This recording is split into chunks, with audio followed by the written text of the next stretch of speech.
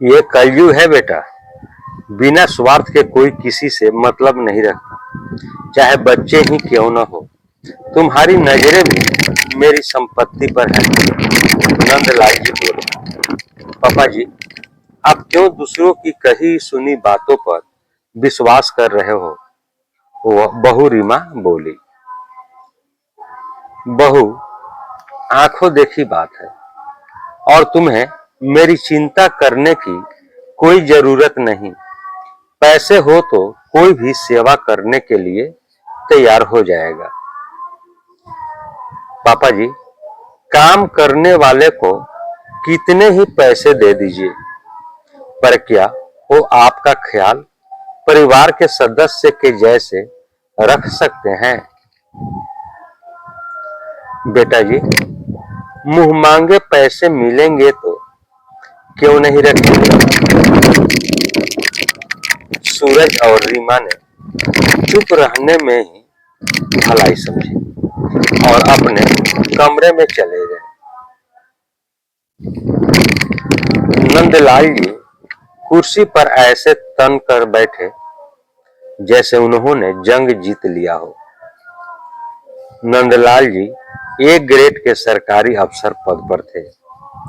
Posh colony में बड़ा घर और मोटी तनख्वाह, आज्ञाकारी बेटे बहू और प्यारे से पोता पोती, सब अच्छा चल रहा था। लेकिन फिर ऐसा क्या हुआ कि वो इतना बदल गए? आइए कुछ महीनों पहले के घटनाक्रम पर चलते हैं।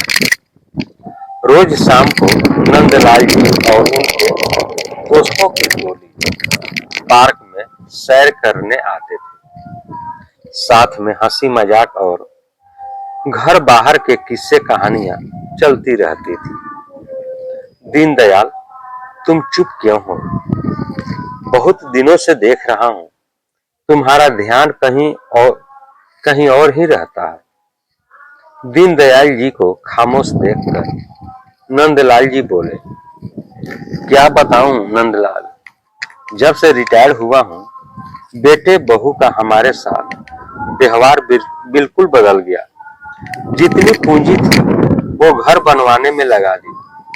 अब हाथ में एक पैसा नहीं और जितनी पेंशन मिलती है मेरी और सरला की दवाइयों के लिए भी पूरी नहीं पड़ती। बेटे से मदद की उम्मीद करो तो बहू उसे आंखें दिखा देती है। मेरे घर का हाल भी कुछ ऐसा ही है। जिन बच्चों को हम अपने खून पसीने से पालते हैं, बड़े होते ही वे हमें आंखें दिखाने लगते हैं। रामचरण जी बोले। शुक्र है मेरा बेटा बहू ऐसे नहीं है। नंदलाल जी गर्व से बोले। क्यों होंगे? इतना बड़ा घर, ऊपर से मोटी तनख्वाह, तू दिल खोलकर उन पर खर्च भी करता है। तुझे कुछ बोलकर अपने पैरों में कुल्हाड़ी थोड़ी मारेंगे। नहीं नहीं, मेरे बच्चे ऐसे नहीं हैं। आजकल की औलाद ऐसी ही है। जिस दिन उसका मतलब पूरा हो जाएगा, हमें दूध की मक्खी की तरह बाहर कर देंगे। रोज रोज दीनदयाल जी की बातें सुनकर और दूसरों को देखकर धीरे धीरे नंदलाल जी के मन में भी ये बात घर कर गई कि उनके बेटा बहू उनके घर और पैसों के लालच में ही उनसे अच्छा बर्ताव करते हैं। वे चिढ़े चिढ़े रहने लगे। बात बात पर सूरज और रीमा को कुछ न कुछ बोल देते। ऐसे झगड़े अब रोज का हिस्सा बन गए थे। हालांकि सूरज ने कभी नंदलाल जी से पैसे नहीं मांगे, न ही उनसे उनकी तनख्वाह से मतलब था। वो अपनी सैलरी से ही घर चलाता था। लेकिन आज बात इतनी बढ़ गई कि नंदलाल जी ने उन्हें पैसे और प्रॉपर्टी न देने की धमकी दे दी। उन्हें लगा पैसा और प्रॉपर्टी की धमकी से दोनों उनसे दबकर रहेंगे। न मुझे आपके पैसे चाहिए, न आपकी प्रॉपर्टी।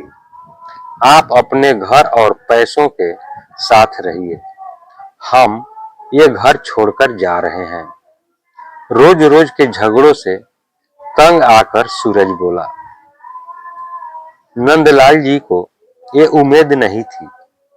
वो सूरज की घर छोड़ने की बात सह न सके और उन्हें हार्ट अटैक आ गया। सूरज और रीमा उन्हें अस्पताल ले गए।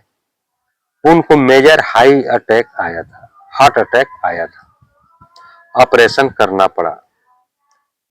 कंप्लीट बेड रेस्ट की हिदायत देकर डॉक्टर ने उन्हें घर जाने की इजाजत दे दी।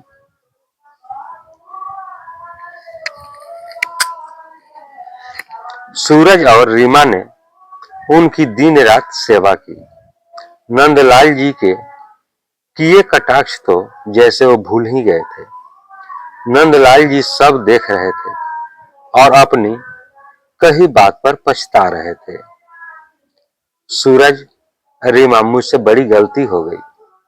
दीनदयाल और दूसरों की बातों में आकर मैंने अपने हंसते खेलते परिवार की खुशियां छीन ली। बहू, तुमने सच कहा था। जैसे देखभाल तुमने मेरी की है, वैसी तो मुंह मांगे पैसे देने पर भी कोई नहीं करता। पापा, हम जानते हैं पापा बहुत अच्छे हैं। बस दूसरों की बातों में आकर आपने अपने मन में पूर्वाग्रह पाल लिए। लेकिन पापा, सब बेटा बहू एक जैसी नहीं होते। हमें कभी भी आपके पैसों और प्रॉपर्टी का लालच नहीं था। जानता हूं बेटा, पर मन में डर बैठ गया था कि कहीं मुझे भी दूसरों की तरह बुढ़ापे में ठोकरें न खानी पड़े। इसलिए तुम्हें दबा कर रखना चाहता था। पापा जी, अब सब भूल जाइए। हाँ बहू, ऐसी बातों को मैं याद भी नहीं रखना चाहता और तुम दोनों से वादा करता हूं, अब दूसरों की बातों में आकर अपने परिवार की खुशियों को ग्रहण नहीं लगने दूंगा। नंदलाल जी का मन बहुत हल्का हो गया। इतने दिनों से मन में रखा बेटे बहू के प्रति कड़वाहट का बोझ उतर चुका था। दोस्तों, यह कहानी आपको कैसी लगी? कहानी को लाइक करें, शेयर करें। अब हम लोग अगले वीडियो में मिलेंगे अगले कहानी के साथ। तब तक के लिए जय हिंद, जय भारत।